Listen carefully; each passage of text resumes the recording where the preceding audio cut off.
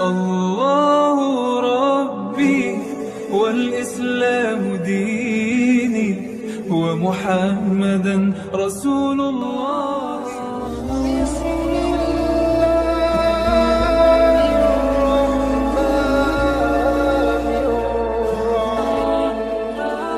Assalamualaikum warahmatullahi wabarakatuh.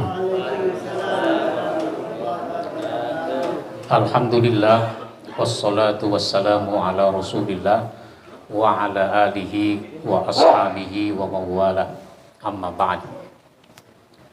Qala Allah ta'ala fil Qur'anil Karim, a'udzu billahi minasyaitonir rajim.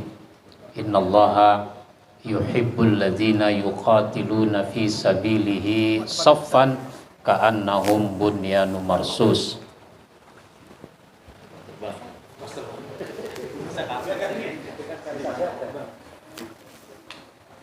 Ustadz Sugiri yang sama-sama kita hormati, Pak Ari Kuncoro, Ketua Masjid, orang tua kita Pak Tomo, dan para pengurus lain yang tidak saya sebutkan satu persatu. Kita bersyukur hari ini bisa berkumpul di sini. Rencananya sih di Padang sebenarnya. Cuaca buruk kata Pak Irwan. Buruk cuacanya apa buruk duitnya?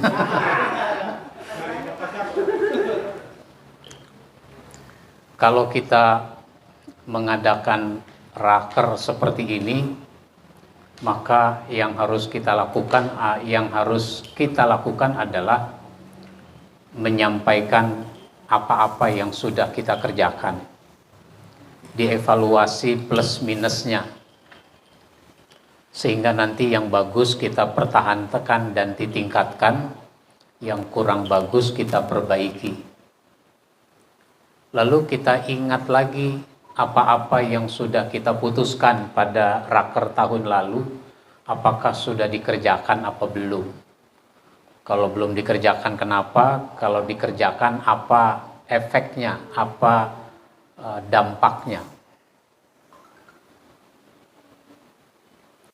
Lalu kita perlu merumuskan apa-apa yang mau kita lakukan, setidaknya pada setahun yang akan datang. Memang ada istilah program jangka panjang, program jangka pendek. Disebut jangka pendek karena memang besok bisa dikerjakan. Sebulan, 2 bulan lagi bisa dikerjakan. Setahun itu bisa dikerjakan. Tapi kalau jangka panjang mungkin butuh beberapa tahun baru bisa diwujudkan. Bahkan mungkin 2 periode, 3 periode baru bisa terwujud. Itu sesuatu yang harus kita rumuskan, yang mana yang jangka pendek, yang mana yang jangka panjang. Yang jelas, sebagai pengurus, kita harus memiliki rasa tanggung jawab.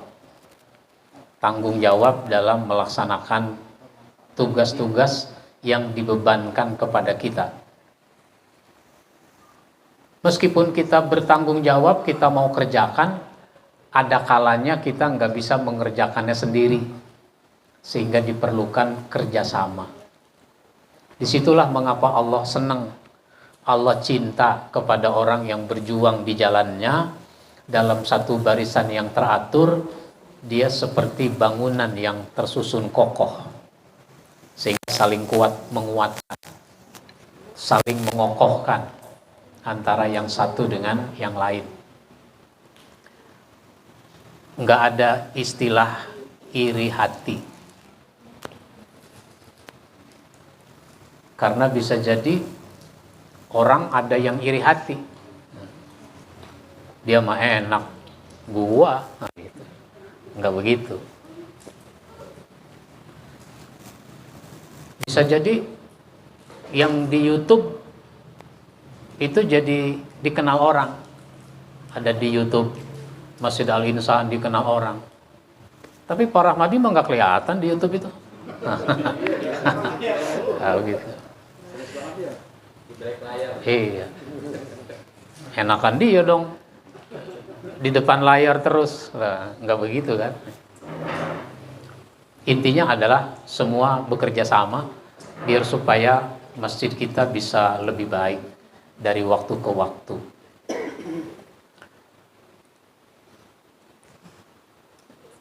Apa yang belum kita kerjakan?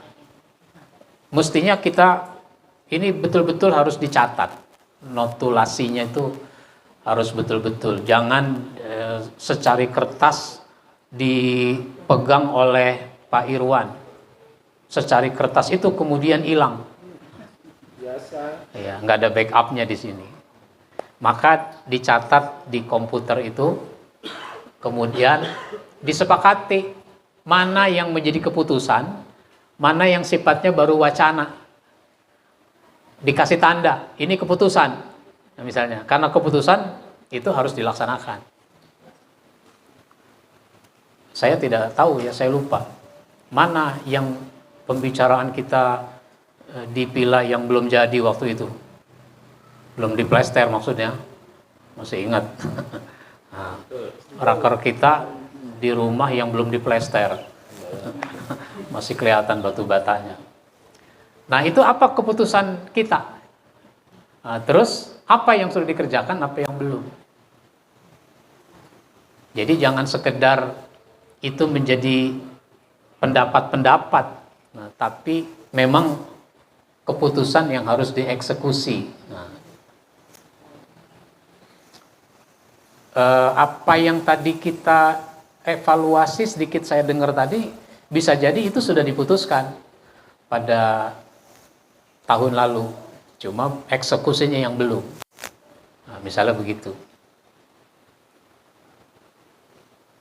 Misalnya apa ya dulu? Nah, inventarisasi. Papan penunjuk jalan. Ya, papan penunjuk jalan. Masjid kalau orang naik kendaraan sendiri dari arah stasiun Palmerah menuju Pondok Indah, menuju Permata Hijau, nah, itu kan yang bagus di bawah jembatan layang itu ada penunjuk jalan. Masjid Al-Insan 75 meter tanda kiri. Nah, bukan di bawah situ. Ya.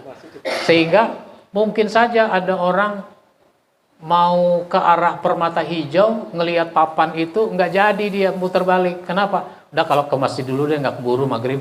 Nah, gitu. Misalnya begitu. Kalau begitu di mana saja papan itu harus kita pasang. Oh, di Jalan Asia Afrika belok kiri.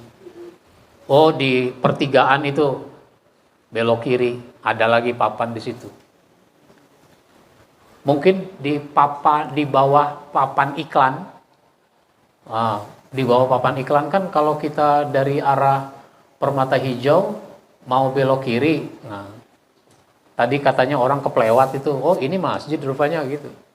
Nah, boleh juga tuh dipasang di bawah papan iklan itu. Masjid Al-Insan, belok kiri 25 meter. Atau pakai bahasa menarik. Ya. Iya. Belok apa boleh pakai kalimat yang menarik. Nengok kiri masjid. Misalnya.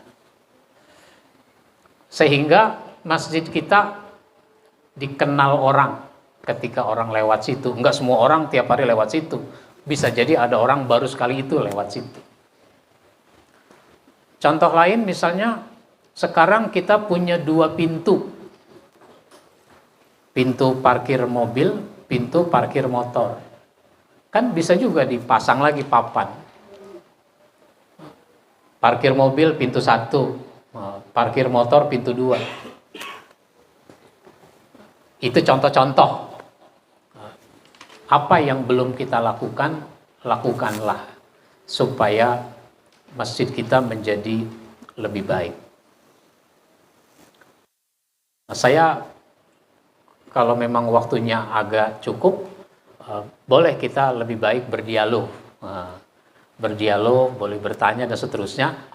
Apa yang bisa saya tanggapi dalam kaitan dengan persoalan-persoalan di masjid kita. Tadi kan dibilangnya 15 menit. Lebih dikit boleh. Ya. Baik. Itu pengantar dari saya. Pengantar. Silakan kalau ada yang mau bertanya, mau menanggapi. Ya, silakan. Assalamualaikum warahmatullahi wabarakatuh. Waalaikumsalam.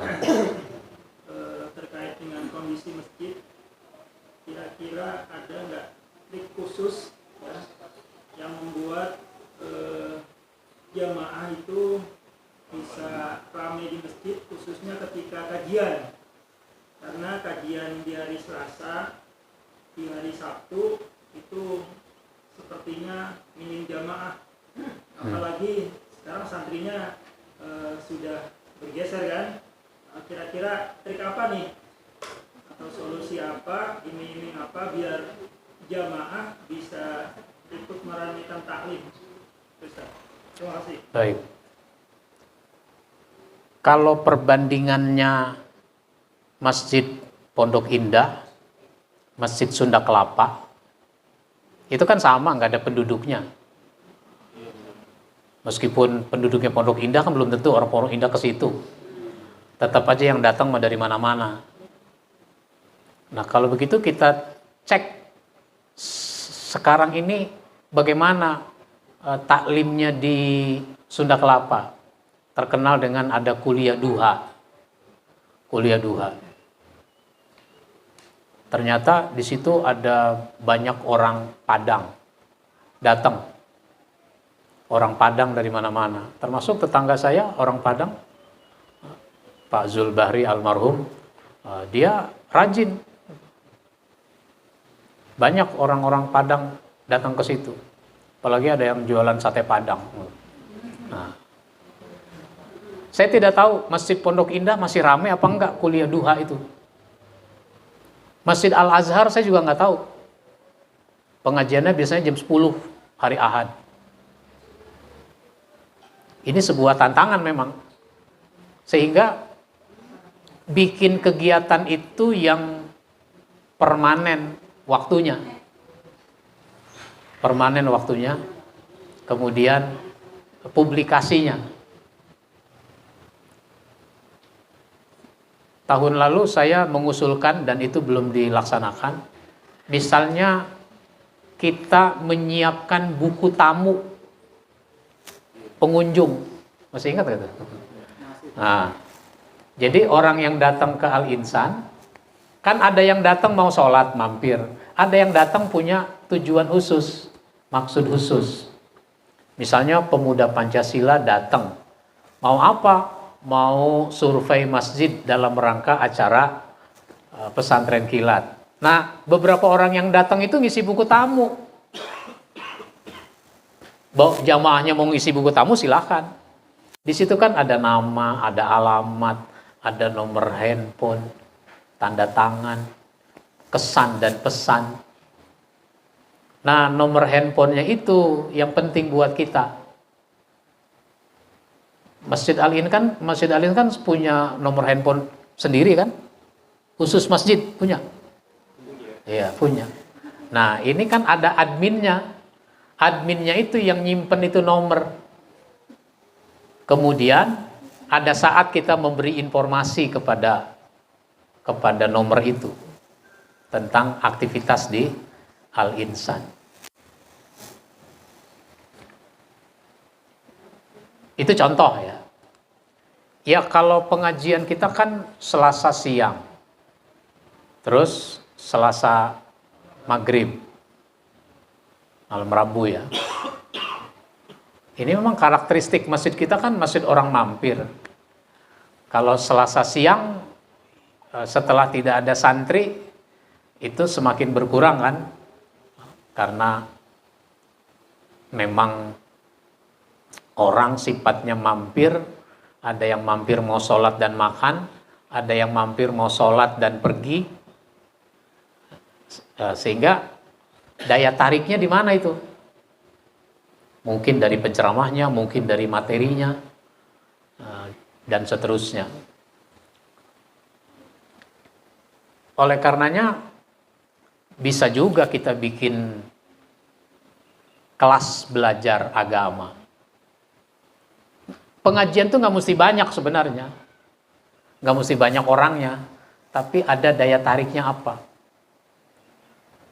Diumumkan, coba sekali-sekali kita coba ini, bikin kelas belajar tentang ilmu waris misalnya, 10 kali pertemuan, yang mau ikut daftar, kalau perlu bayar. Teskis. Misalnya lagi apa? Fikih keluarga.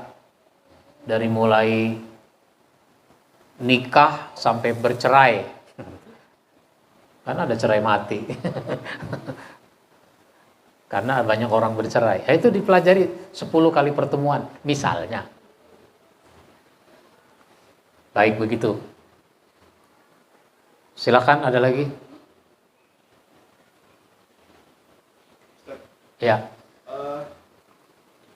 Menanggapi aja Ustadz ya, sebenarnya sampai tadi Ustadz bilang itu saya udah kepikiran Ustadz, jadi memang sampai saat ini pun saya mikir gitu. Jadi pikiran kita sama ini. Masjid Raya Al Ihsan itu masjid yang jamaahnya sulit ya, karena bukan jamaah masjid kampung lah bahasanya gitu kan. Jadi pas Ustadz bilang Pondok Indah, Sunda Kelapa, oh iya ya, kepikiran juga buat saya gitu. Dan memang yang paling penting dari mengumpulkan jamaah, betul Ustadz juga bilang itu tadi, mendata database segala macam. Jadi memang jangankan itu Ustadz, saya sendiri aja ngerasa database donatur tuh sangat penting banget. Di waktu bulan Ramadan tuh saya juga coba fokus ke situ gitu, karena memang pendanaan masjid juga kan penting juga gitu ya. Kalau itu sih sebenarnya bisa dilakukan Ustaz, saya bisa melakukan itu, misalnya ngeblas gitu, asal database-nya lengkap gitu. Karena di kita ini nanti mungkin ada bagian arsip ya, nanti kita coba koordinasi lagi deh, karena di situ semakin banyak database, kayak kemarin kan ada acara hitan, sebenarnya kita bisa mengarahkan jamaah yang sebenarnya sudah kita bantu untuk ngikut kajian. Terus juga yang sulit memang mengumpulkan buku tamu Ustaz, karena nggak semua jamaah mau keambil datanya itu sih sebenarnya Ustaz. Kalau menurut saya memang berprogres ya, karena kalau kita nggak mulai mendatabase terus menjangkau informasi ke jamaah yang sudah pernah bersentuhan dengan masjid, itu nggak akan bisa mulai gitu terkumpul jamaah yang akan banyak ke masjid. Karena memang kondisinya itu tadi, sampai saya tadi bilang kan, gimana caranya dibikin pelangnya juga kalau bisa ada kejelasan aula, UPZ, terus juga ke kitanan, kayak di kitanan ada kitanan segala macam. Itu maksudnya tuh supaya arus yang lewat itu, oh di sini ada masjid, oh di sini ada ini. Jadi semakin banyak interaksi ke masjid gitu. Karena memang saya sadari betul ini masjid emang sulit ininya, kedekatan jamaahnya kalau nggak mau dibuat ya susah emang kalau menurut saya gitu. Baik. Kalau kita mau mendapatkan data dari jamaah, dicoba bikin kertas kecil, ada kolomnya nama, alamat, nomor HP. Kasihkan jamaah Jumat misalnya, kasihkan aja. Nanti disampaikan oleh MC-nya yang bertugas. Kami pengurus Masjid Raya Al Ihsan ingin lebih banyak berkomunikasi kepada Bapak. Untuk itu kami harapkan Bapak mengisi lembar yang sudah dibagikan. Itu kan satu folio, itu bisa dipotong berapa itu? 16 kali bisa. Kecil-kecil aja kayak seukuran kartu nama. Nama, alamat, nomor HP, udah segitu. Nanti nomor HP itu dimasukkan ke HP-nya masjid. Dan betul-betul kita memberikan informasi. Nah, sambil kita juga minta kepada mereka menyimpan nomor masjid.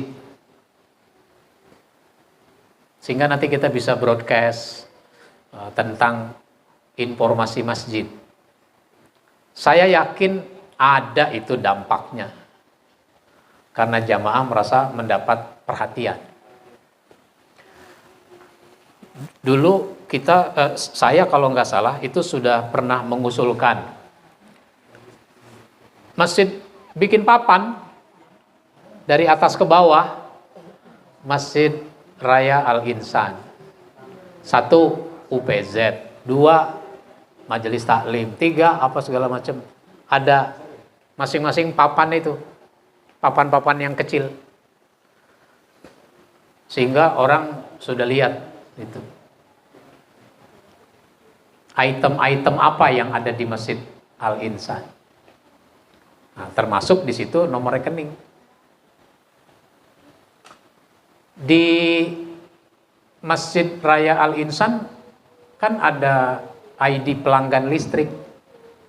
ID pelanggan listrik itu di-print dengan tulisan besar, dilaminating, tempel.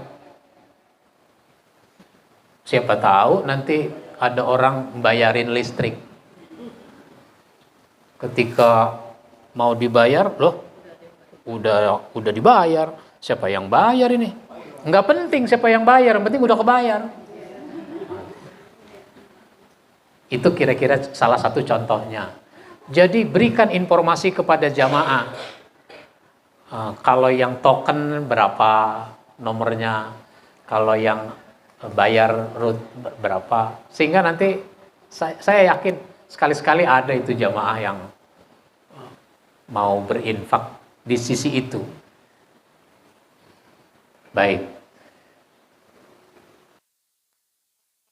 Ada lagi? Ya. Untuk database jamaah sebenarnya kita sudah sempat berjalan ya beberapa waktu yang lalu, dan bahkan sempat kita buatkan grup juga sebenarnya untuk jamaah. Jadi memang beberapa kegiatan di saat Ramadan gitu ya, Pak Andri, itu yang jamaah itikaf segala macam itu nomornya kita simpan dan kita buatkan grupnya. Memang di perjalanan mereka pada keluar, satu keluar apa, mereka juga nggak terganggu, ada banyak grup bahasanya gitu. Jadi sebenarnya di grup itu pun juga kita sampaikan kegiatan masjid, tapi memang yang kita sampaikan tuh hanya sebatas ini. Nah, kalau ada yang kayak gini mungkin perlu di bagian apa, jadi digas bawahi ya. Sama jadi kan saat itu kan kita juga belum punya tim media. Tim media belum jalan, dan sekarang pun juga ya tim media jalan ke sana, berarti grup ini juga nggak dipegang sama tim media. Mungkin ke depan nanti kita coba arahkan bahwa tim media menghandle juga grup jamaah yang ada gitu kali Ustaz. Baik. Menambahkan Ustaz, apa? Iya. Untuk data blast itu kayaknya lebih cepat diterima ketimbang grup. Karena kadang-kadang orang masuk grup itu karena kurang ada interaksi, jadi orang jenuh. Pertama itu. Kedua, pesan yang masuk ke WA itu lebih langsung gitu. Perhatiannya langsung. Yang pertama itu mungkin menurut saya itu. Cuma kelemahannya Ustaz, kalau direct begitu rentan diblokir. Iya, itu dia. Rentan diblokir kedua. Jadi sebenarnya nggak masalah, Ustaz udah benar, database itu disimpan sebanyak-banyaknya. Kita arahkan mereka, kita blast sekali gitu informasi itu. Cuma mereka bisa, kayak tadi Ustaz bilang kan nge-save ya. Itu tuh mereka bisa ngeliat status Ustaz. Orang kan senang tuh ngeliat status kadang, oh Alinsa lagi ada ini nih, oh Alinsa ada, dengan sendirinya mereka interest. Jadi kalau misalnya apa yang langkah-langkah tadi yang Ustadz bilang sudah betul, cuma mungkin nanti kalau misalnya mau dijalankan, saya bersedia ngajarin gitu, karena belum tentu juga bisa saya lakukan. Bisa saya, misalnya saya minta tolong Mbak Fitri gitu, itu sebenarnya mudah kok caranya, asal database-nya udah ada, sama programnya tinggal di-share ke status WA aja. Karena di saya Ustadz, di tempat kerja itu saya punya database 17.000 Itu yang lihat lumayan Ustadz, bisa sampai 200, hampir 200-an. Dia ngeliat, oh iya, itu 200 kan yang unprivate status ya. Yang private status lebih dari itu. Gitu. Jadi semakin banyak kesimpan database kontak, mereka melihat sebenarnya, oh iya. Baik. Kalau saya bukan grup, tetapi broadcast, pesan siar. Sehingga selain saya nge-share di grup, saya juga nge-share secara japri lewat pesan siar. Karena orang sering mendapatkan informasi dan pesan dakwah dari saya, ketika dia ganti nomor, lapor dia. Pak Ustadz, nomor saya udah ganti, tolong yang ini di save.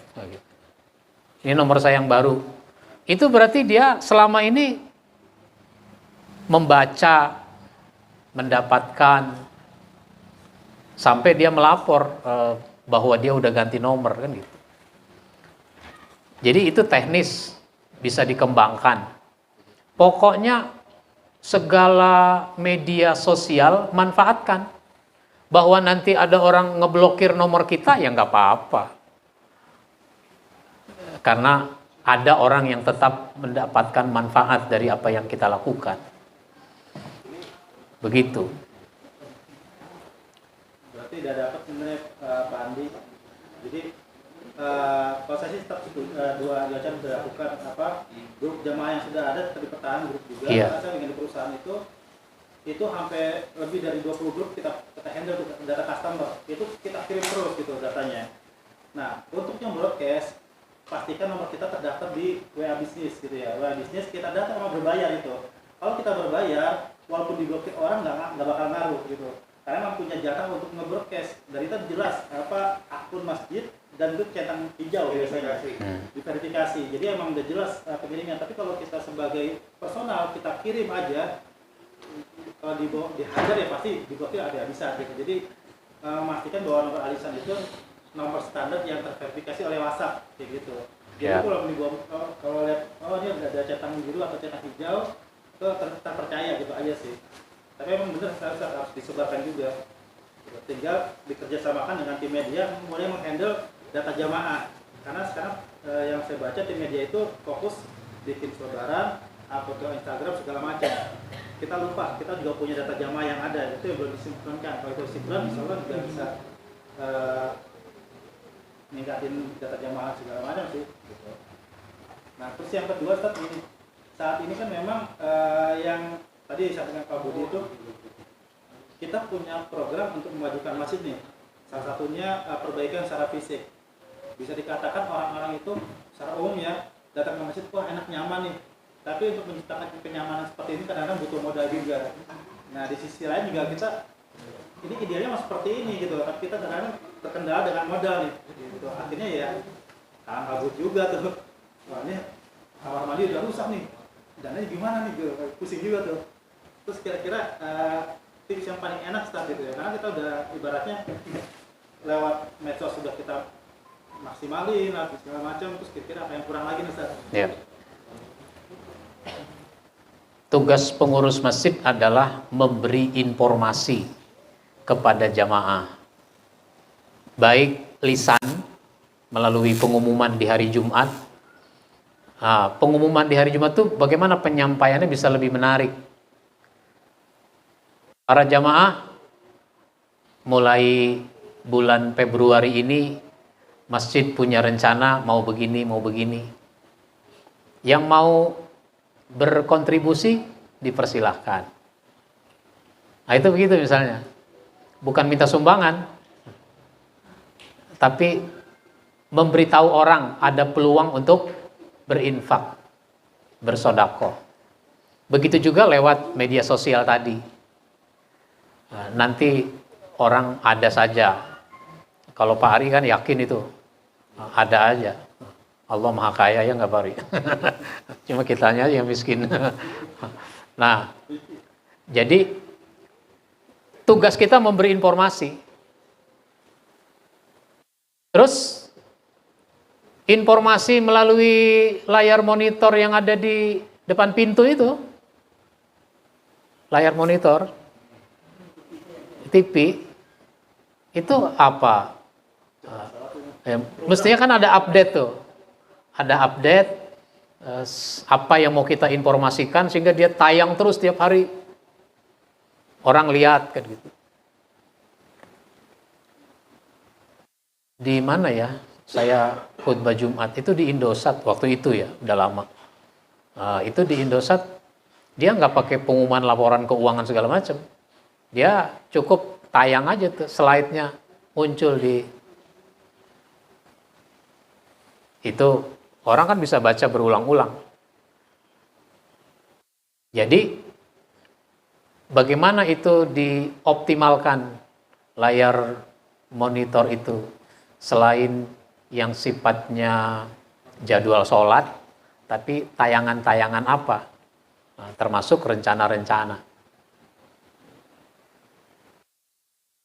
Meskipun bisa juga lewat spanduk yang bisa kita manfaatkan. Baik. Ada lagi? Saya ingin mengingatkan kembali bahwa selama ini saya kalau bicara tentang masjid itu fungsinya ada 3. Pertama, fungsi ubudiyah, fungsi peribadatan. Fungsi peribadatan berarti kaum muslimin mau beribadat di masjid, apalagi yang memang sudah ada di lingkungan masjid. Yang ada di lingkungan masjid, apakah sholat berjamaah di masjid apa tidak? Ya saya terima juga laporan si Anu nggak sholat subuh tadi, si ini enggak, si dan sebagainya. Ada di lingkungan masjid. Padahal sekarang kan enak tuh. Sekarang mah enak, udah ada handphone, sudah ada alarm, gitu. Tinggal setel alarm. Cuma ketika alarm bunyi, yang bangun tangannya doang. Begitu. Fungsi peribadatan, sambil terus mengajak jamaah yang lain untuk sholat berjamaah di masjid. Lalu layanan peribadatan dengan baik. Standar layanan peribadatan. Kalau sholat berjamaah, yang berdiri di belakang imam itu siapa? Mestinya ditentukan. Kalau perlu gelar sejadah tersendiri. Ini khusus untuk badal imam. Kalau imam tiba-tiba batal. Ini kan kadang-kadang di masjid kita siapa aja berdiri di belakang imam. Mungkin perlu ditetapkan. Apakah misalnya, ya kalau saya kan nggak selalu ada di situ kan. Nah, zuhur sering keluar. Nah, misalnya Pak Matori, tugaskan aja Pak Matori. Pak Matori kalau sholat harus di belakang imam. Kalau imam nanti tiba-tiba berhalangan, Pak Matori yang jadi wakil imam. Itu contoh ya. Atau siapa yang bisa menggantikan imam. Jadi jangan orang sembarangan di situ. Itu juga namanya standar sholat jamaah. Ada lagi misalnya Jumat. Ini kan sudah bagus ditekankan khotib harus datang 11:30 paling lambat. Berpakaiannya pakai sarung misalnya begitu. Nah terus yang jadi pengganti khotib kalau tiba-tiba khotib berhalangan, ya itu kan harus betul-betul dipersiapkan. Pak Kosim misalnya, ya silakan. Tapi Pak Kosim memang siap kalau khotib tiba-tiba berhalangan. Begitu seterusnya. Belum lagi silabus, belum. Selama ini kan terserah ustadz kan, kita minta judul sama ustadz. Masih untung tuh ustadz ngasih judul. Yang repot kan kalau ustadznya judul menanti aja, ntar juga ketemu. Kan nggak bisa begitu. Layanan peribadatan. Yang kedua, fungsi tarbiyah, pendidikan, pembinaan. Aspek keilmuan, pembentukan karakter, itu makanya kita perlu memperjelas juga secara bertahap siapa jamaah kita, bagaimana menggarapnya. Di situ tadi komunikasi menjadi penting. Kalau kita sudah punya database nomor HP, WA, itu kan nanti produksinya Pak Rahmadi, ada YouTube, linknya dikasih. Jangan cuma posting di YouTube, linknya nggak dikasih. Linknya disebarluaskan. Orang itu tidak nyari-nyari sendiri. Nggak selalu nyari-nyari sendiri. Kalau lagu di YouTube dicari. Ustadz-ustadz tertentu mungkin dicari, memang orang punya semangat untuk belajar. Nah, tapi ada nggak orang mencari khutbah di Masjid Raya Al-Insan? Nah, belum tentu orang nyari. Kalau begitu linknya dikasih, linknya dikirim, di broadcast tadi itu.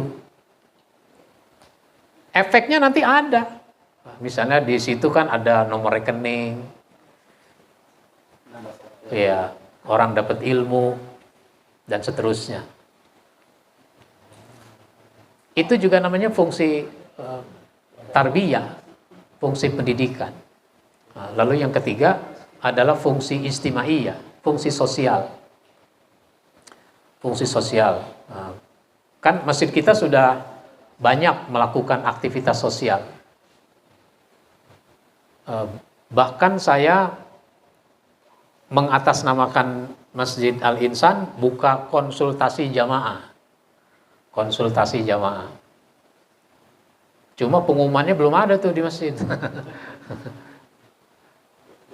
Iya. Iya. Nggak ada yang nanya, saya bikin aja pertanyaan sendiri. Atau ada orang nanya di mana dalam ceramah, ini pertanyaan menarik, boleh juga saya jadikan sebagai konsultasi jamaah. Itu juga bagus, penting untuk dilakukan. Maka ada juga 1-2 yang datang ke sekretariat, begitu. Jadi ini 3 fungsi utama masjid yang harus kita perhatikan, kita kembangkan agar nantinya masjid kita bisa menjadi lebih baik. Sudah lebih dari setengah jam kayaknya. 3 menit lagi, Ustaz. 3 menit lagi setengah jam. Selesai. Satu lagi. Pak Ahmad tadi udah mau tunjukkan. Masih minum. Sudah. Mudah-mudahan bermanfaat apa yang saya sampaikan. Mohon maaf bila ada hal-hal yang kurang berkenan. Jadi sekali lagi saya ingatkan, apa yang dibicarakan itu mana yang diputuskan, dikasih tanda apa? Tanda bintang. Yang menjadi keputusan, misalnya dalam kurung keputusan gitu. Nanti direkap apa-apa yang menjadi keputusan, apa yang baru wacana. Sehingga yang diputuskan itu harus dieksekusi pada tahun ini. Harus bagaimana. Jangan sekedar kayak diskusi-diskusi biasa. Ini diskusi untuk memutuskan apa yang mau kita lakukan.